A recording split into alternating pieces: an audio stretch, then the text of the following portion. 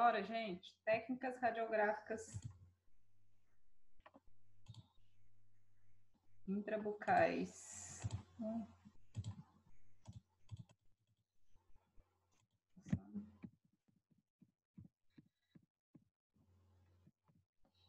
Então, as técnicas radiográficas bucais, né? O filme fica no interior da cavidade bucal.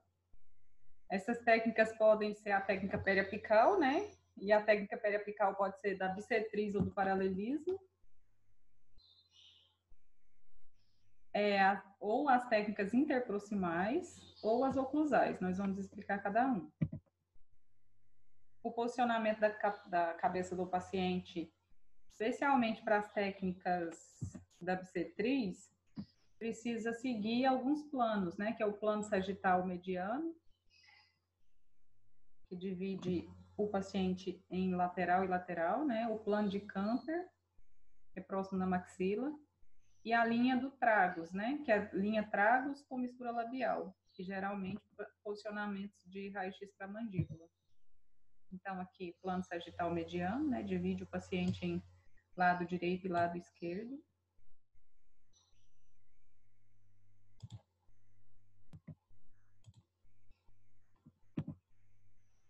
Direito, esquerdo, né?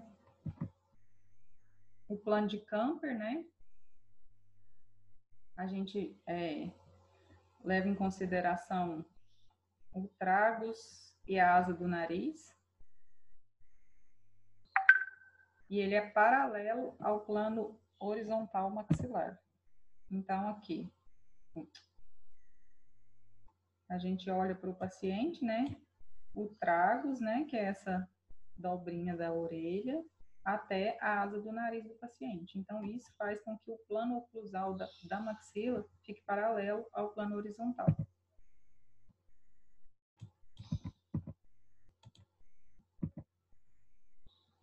Aqui no paciente, né? O tragus até a asa do nariz. Vou passar isso aqui mais rapidinho, gente, que é muito teórico. Então, o plano de Camper, né? Na radiografia, é o tragus na asa do nariz, que ele fica paralelo ao plano oclusal do paciente.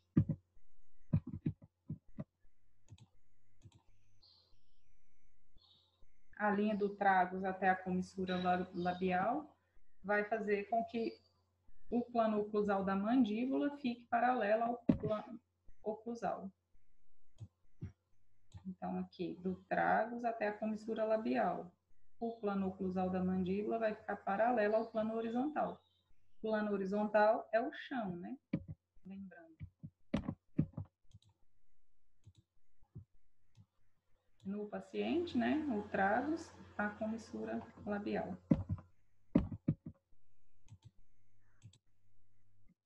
Os ângulos de incidência do raio-x podem ser verticais ou horizontal, né?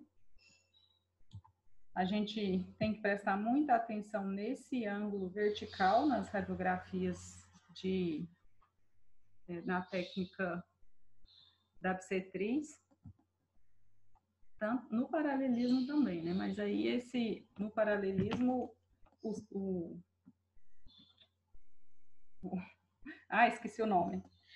Na técnica do paralelismo, o posicionador vai posicionar esse ângulo para a gente, fica mais fácil. Então, a gente precisa desse ângulo bem exato para diminuir ou alongamento ou encurtamento do dente, né? Então, a gente tem também o ângulo horizontal, que é a variação de acordo com o plano sagital mediano do paciente. Então, a gente tem essas tabelas, né, esses gráficos, para cada região examinada é um ângulo de incidência vertical para a gente fazer uma radiografia legal. Então, o ângulo vertical 0, né, ângulo entre 60% e 30%, e o ângulo de 90 graus. Nas radiografias da mandíbula, ele é negativo. Uma vista superior do paciente, né? E a gente olha os ângulos horizontais. Esse é o movimento horizontal.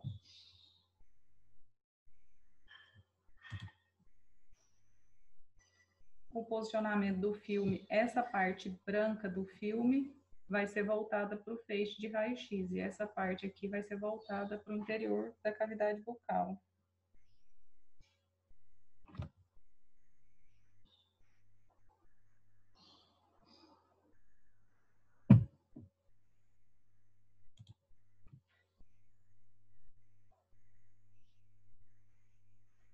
Só um minuto, gente. Então, o posicionamento do filme no longo eixo, né, para incisivos e caninos, que são dentes mais longos, né, no seu sentido ínfero-superior, né, no sentido longitudinal, então, ele vai ficar perpendicular ao plano horizontal. Molares e premolares, que são dentes mais largos e mais curtos.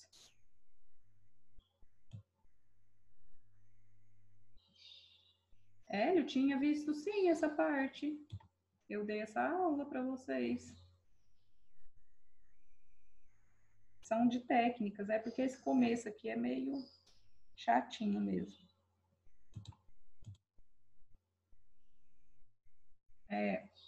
O estudo radiográfico, né, dos órgãos dentários, a radiografia periapical, as suas indicações, né, geralmente ela é para estudar o órgão dentário. Então, o que que isso implica? O que a gente precisa enxergar numa radiografia periapical?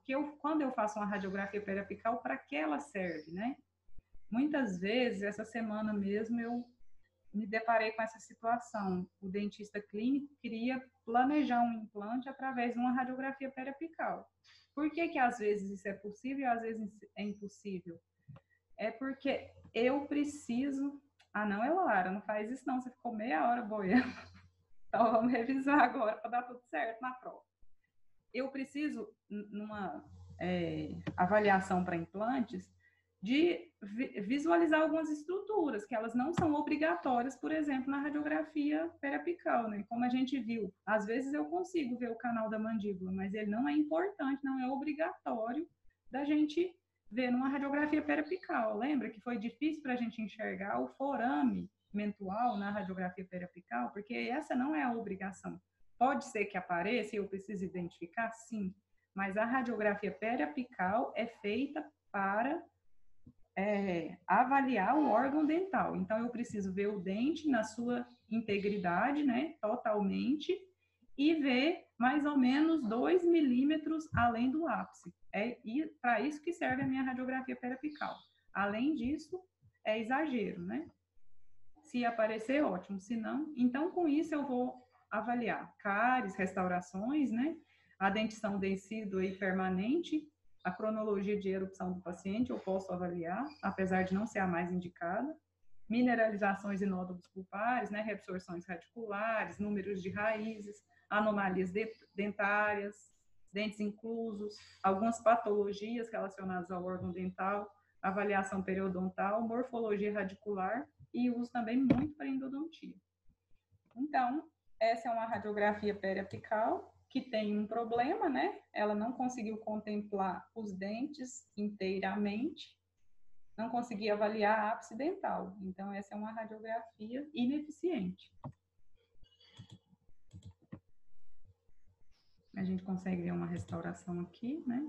Consegue identificar a cárie, mas ela não consegue me dar informação se essa cárie produziu um dano apical no dente, porque eu não consigo enxergar o ápice.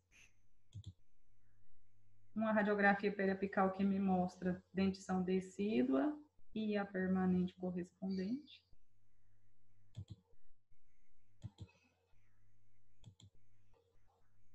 Ela me mostra os ápices, né?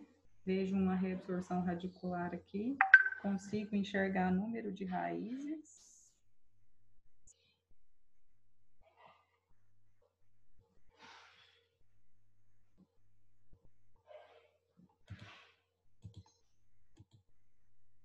Consigo avaliar algumas variações, né?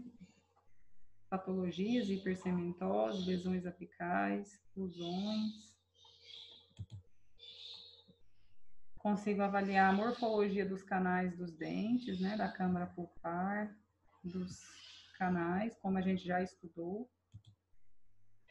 Um exame periapical completo divide em 7 regiões, né? Então, eu consigo radiografar 7 radiografias na maxila e 7 na mandíbula, um total de 14 radiografias para uma pessoa adulta. Consigo avaliar os 2 incisivos centrais, né? A única radiografia que envolve a linha média dos incisivos centrais. Envolvem lado direito e esquerdo, depois lateral e canino, depois pré-molares e os 3 molares. Muitas vezes, os dentes do paciente são grandes, a gente não consegue contemplar a imagem dos 3 dentes, dos 3 molares em uma radiografia só, às vezes por causa de posicionamento. Então, torna-se necessário fazer mais radiografias, né, dependendo do paciente. Mas essa é a condição normal para a maioria dos pacientes. Olha, incisivos, laterais, pré-molares, molares. Na radiografia inferior, os 4 incisivos são contemplados no mesmo filme, né? E os caninos são contemplados sozinhos por causa da curvatura da mandíbula, que é mais acentuada aqui na maxila. Pré-molares e molares. Se o paciente, por exemplo, que eu falei lá, tivesse um terceiro molar aqui, às vezes inclinado para mesial, eu precisaria fazer uma outra radiografia, né, uma radiografia a mais para avaliar essa área dos molares. A técnica da bissetriz, a gente incide o raio-x em um ângulo perpendicular a um ângulo que se forma entre o filme e o longo eixo do dente. Então, eu não vou incidir nem perpendicular ao longo eixo do dente, nem perpendicular ao filme. Eu vou incidir perpendicular a uma bissetriz do ângulo formado pelos dois.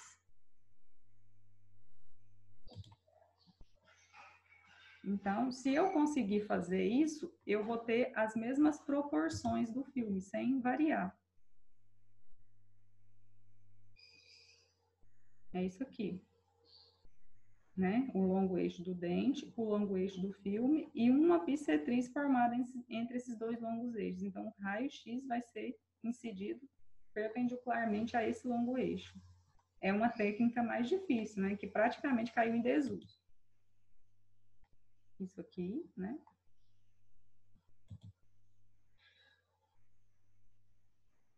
Então, ela exige muito mais da gente do que a técnica do paralelismo, né? Porque na técnica do paralelismo é muito mais cômodo. A gente coloca o filme no posicionador e incide, né? A gente precisa ter algumas preocupações, não só com esse ângulo, né? O filme é mantido na posição pelo paciente, que isso também dificulta um pouco a técnica, né? Nem todo paciente tem essa destreza de segurar o filme na boca. Às vezes crianças, né? Precisa da mãe ajudar. A gente precisa avaliar essas distâncias, né? Da borda incisal ou oclusal para não cortar o filme. E o filme não deve dobrar e encurvar, porque senão vai acontecer de ocorrerem deformidades. Então, o paciente segura o filme, olha. O posicionamento para a maxila é esse, né? Do tragus à asa do nariz, plano de Camper. Ele tem que ficar paralelo ao plano horizontal. Para a mandíbula, o posicionamento da linha tragus com missura labial, que vai deixar o plano oclusal da mandíbula paralelo.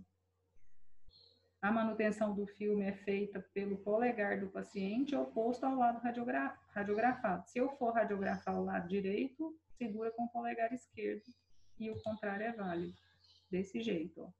Radiografando o lado direito do paciente, o paciente segura com o polegar do lado esquerdo.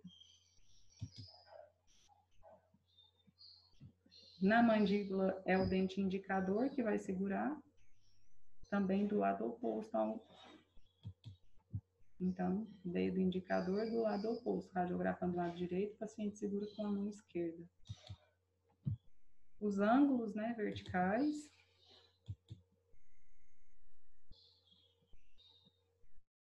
tem essa tabelinha de ângulos.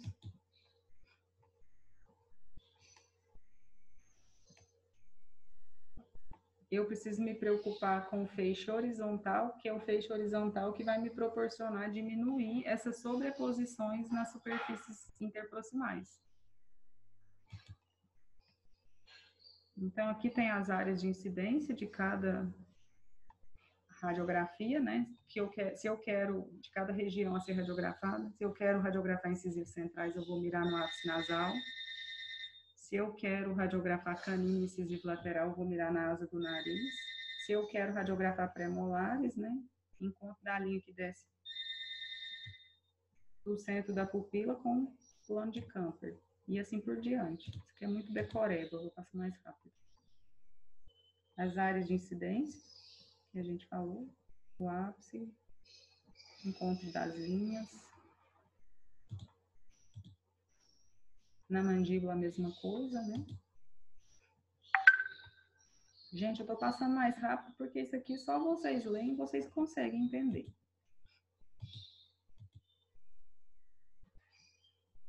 A técnica da obstetrícia para pré-molares superiores, né? Região, radiografia de molares.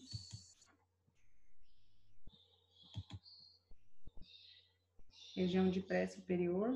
Na aula alguém me fez essa pergunta, se usava esse afastador. Claro que não, né? Que é só para fotografia. Lateral e canino. O ângulo de incidência aqui, o local de incidência. Incisivos. Radiografia. Radiografia de molares inferiores.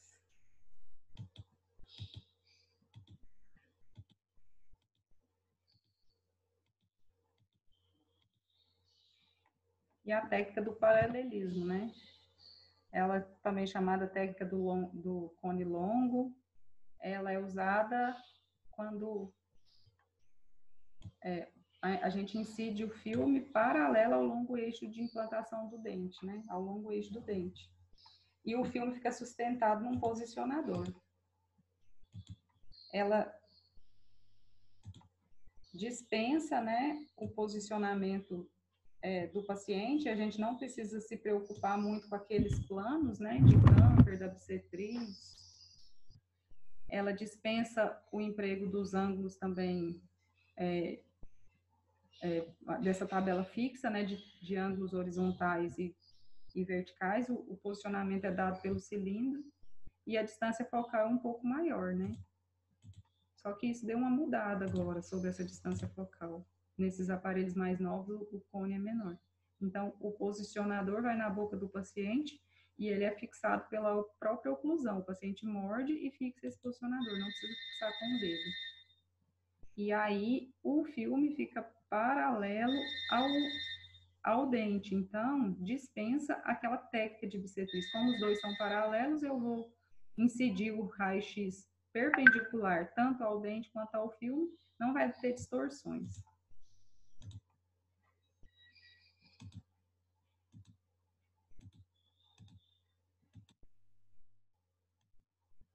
Incisivos.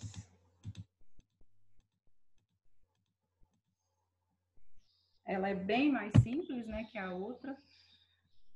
Ela tem um menor grau de ampliação da imagem, o exame radiográfico fica mais padronizado e a determinação dos ângulos verticais e horizontais são dados pelo posicionador, né? Ela tem algumas desvantagens, que o paciente fica mais incomodado por causa da presença do filme, né? Então, e também precisa às vezes de um maior tempo de exposição por causa da distância focal, mas isso já foi resolvido com o cilindro do cone mais curto, então não tem muito esse problema aqui. Mas o paciente pode movimentar por causa do desconforto e tem um maior custo, mas os posicionadores são baratos, não são tão caros assim não.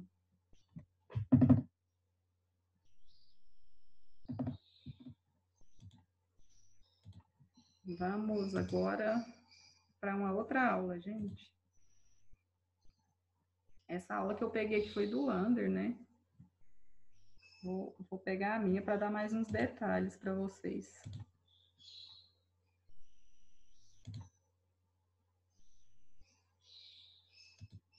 Terminar a reunião e começar de novo, tá, gente?